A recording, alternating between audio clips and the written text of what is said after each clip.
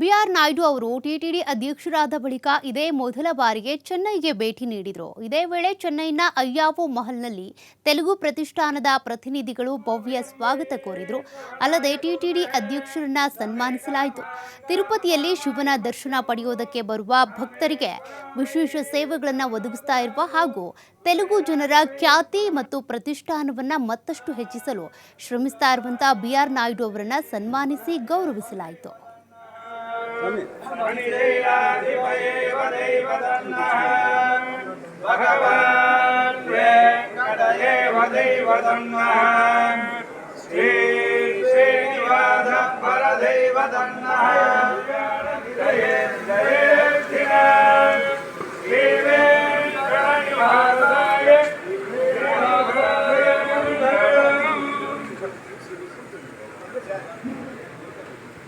लक्ष्मी प्रसन्न वेंकटेश्वर प्रसाद वृद्धिरस्तु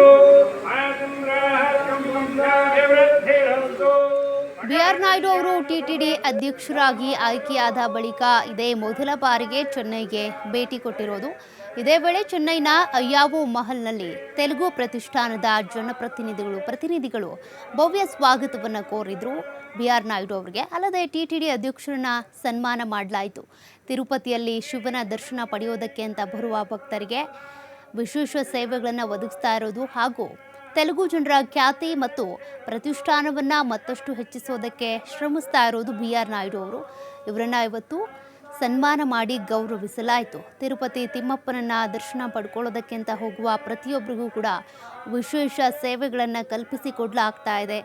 ಪ್ರತ್ಯೇಕ ಕೌಂಟರ್ ಇರ್ಬೋದು, ಜೊತೆಗೆ VVIP ದರ್ಶನ ಪಡ್ಕೊಳ್ಳೋದಿರ್ಬೋದು, ಹೀಗೆ ಬೇರೆ ಬೇರೆ ರೀತಿಯಾಗಿ ದರ್ಶನಕ್ಕಾಗಿ ವ್ಯವಸ್ಥೆ ಮತ್ತು ಬರುವಂಥ ಭಕ್ತಾದಿಗಳ ಸೇವೆ ಇದೆಲ್ಲದರ ಬಗ್ಗೆ ಕೂಡ ಟಿಟಿಡಿ ಅಧ್ಯಕ್ಷರಾಗಿರುವಂಥ ಬಿಆರ್ ನಾಯ್ಡು ಅವರು ಸಾಕಷ್ಟು ಕಾಳಜಿ ವಹಿಸಿಕೊಂಡು ಇದಕ್ಕೆ ಸಂಬಂಧಪಟ್ಟಂತೆ ದೇವಾಲಯದ ಆಡಳಿತ ಮಂಡಳಿಯ ಜೊತೆಗೆ ಮಾತುಕತೆ ನಡೆಸಿ, ಸಭೆ ನಡೆಸಿ ಅನೇಕ ಸೂಚನೆಗಳನ್ನ ಕೊಟ್ಟಿದ್ದಾರೆ, ಅನೇಕ ಬದಲಾವಣೆಗಳನ್ನ ತರ್ತಾ ಇದ್ದಾರೆ. ಅವರಿಗೆ ಇವತ್ತು ಸನ್ಮಾನ ನಡೆದಿದೆ.